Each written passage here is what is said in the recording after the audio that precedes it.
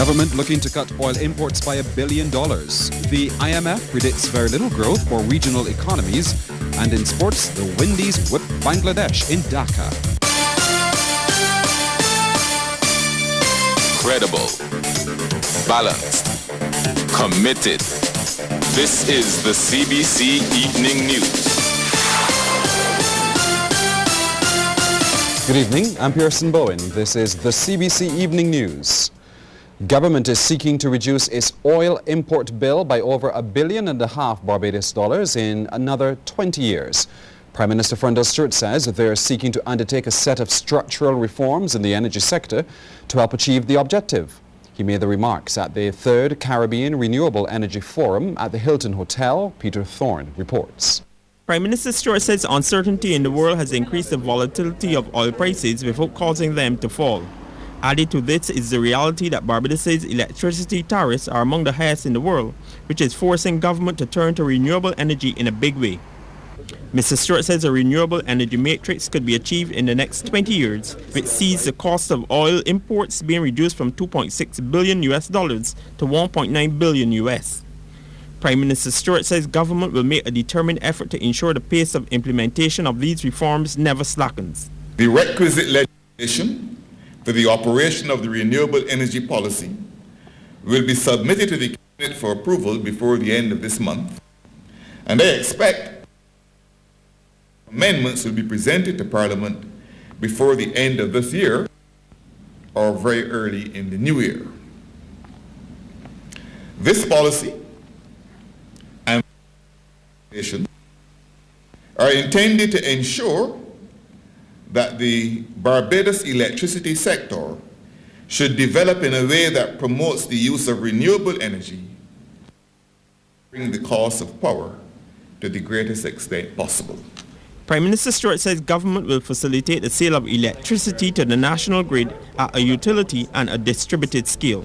With respect to third-party generation, the government will seek to ensure that where additional generation is required, the electricity utility will acquire renewable energy capacity if electricity from renewable energy is cheaper than the fossil fuel-based electricity to be generated. Further, government will ensure that the utility is required to purchase renewable power from third parties if the price of the third party is lower than that of the utility itself. Prime Minister Stewart says in that event, the utility company will be required to pass on any reduction in costs to its consumers in the form of lower prices for electricity. Peter Thorne, CBC News. Despite sluggish growth in the economy, the central bank governor doesn't believe Barbados is headed for another recession. We think that we will be able to maintain some positive growth this year, a little more than we achieved last year, and hopefully next year, as far as we can tell at the moment, we will do even a little better again. So I think that I wouldn't say that at this point in time we are headed for another recession. Dr. Worrell also believes that the island is not going to see another downgrade of its credit rating. He says this would only happen if we cannot meet the economic targets. The thing that really governs our credit rating and where it goes is the attainment of our medium-term fiscal, the targets that are set in our medium-term fiscal strategy.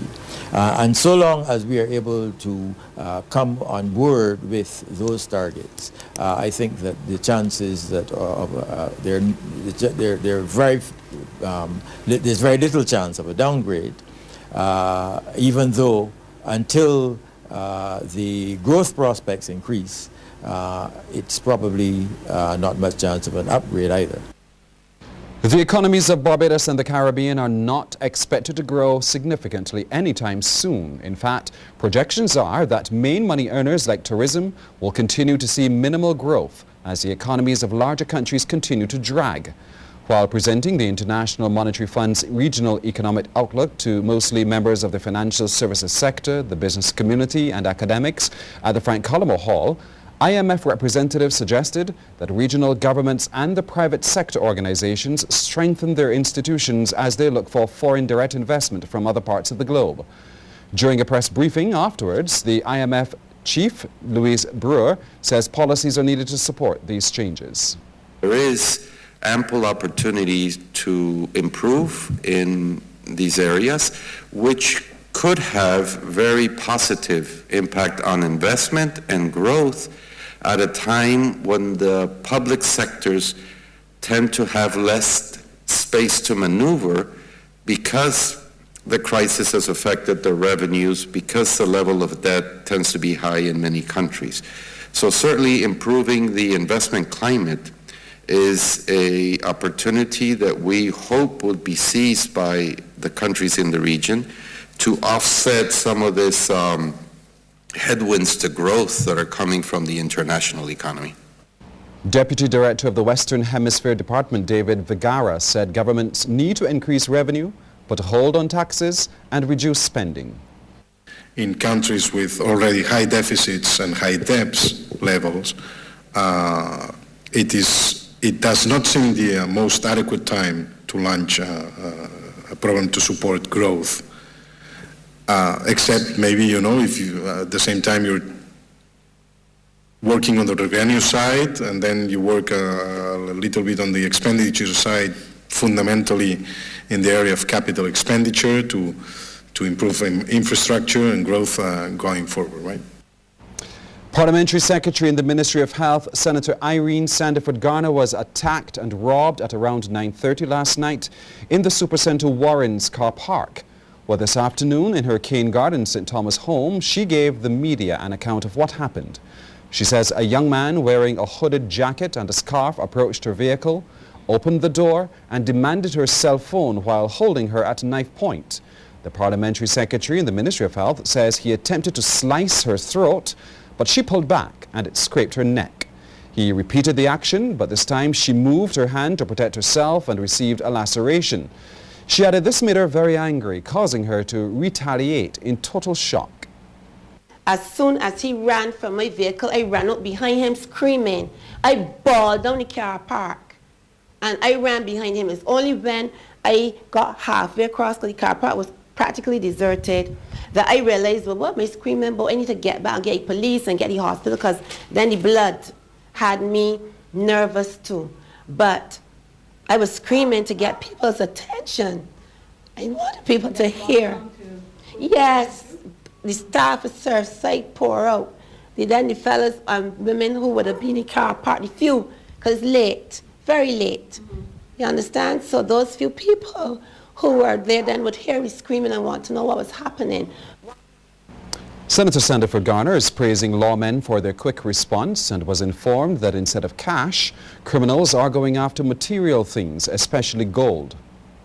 You could go in town and get an outfit for gold. And there are store owners who have cash registers with gold instead of Barbados currency. So we have problems that need to be highlighted, and we have to be able now to share this information with people so that if you see it, you can report on it. But if you don't know, you can't talk about it.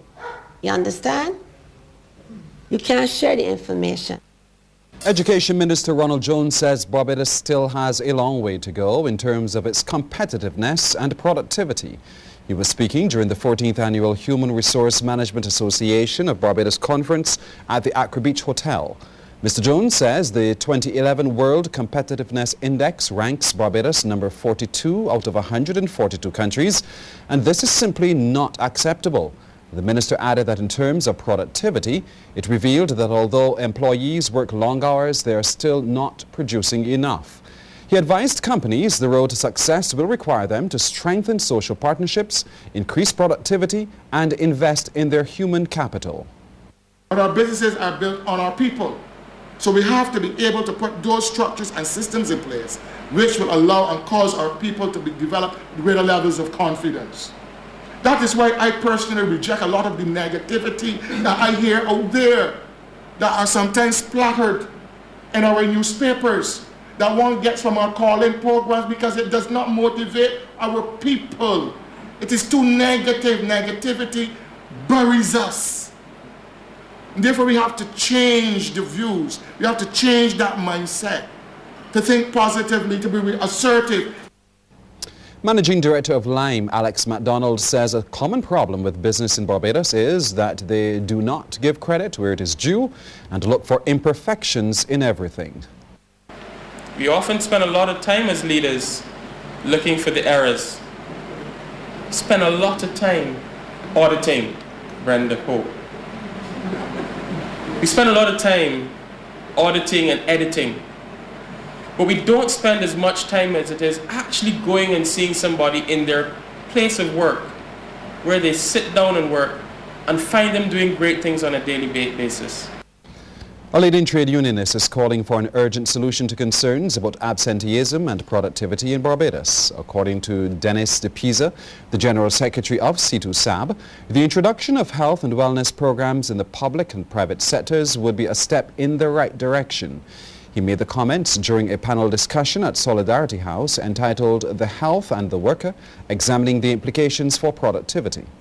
We talk about the cost, we talk about the risk of chronic diseases, the decrease in the rate of overall illnesses and disabilities, absenteeism, but most importantly, I believe we should look at the increase it can bring to employee productivity and efficiency, the improvement in morale, to which we heard earlier, and the lower stress levels that we find in the workplace, which incidentally is the greatest killer of them all. And if we do that, we can always wrong it off by focusing heavily on the education, and by having a healthy person and a more aware person, the chances are that we will have less opportunities for pushing people through the door. The Barbados Water Authority has said goodbye to its executive chairman, Arnie Walters. Reports reaching the CBC newsroom say the executive chairman's position has now become vacant. Mr. Walters resigned from the Upper House of Parliament in March last year to take up the chairmanship of the BWA in what was described then as a massive reorganization of the statutory corporation. With only recently, several newspaper advertisements for senior management positions at the authority again signaled another major shake-up at the institution. Minister of Agriculture, Dr. David Estwick, is currently out of the island attending a regional agriculture ministers' conference in Dominica and could not be reached for comment.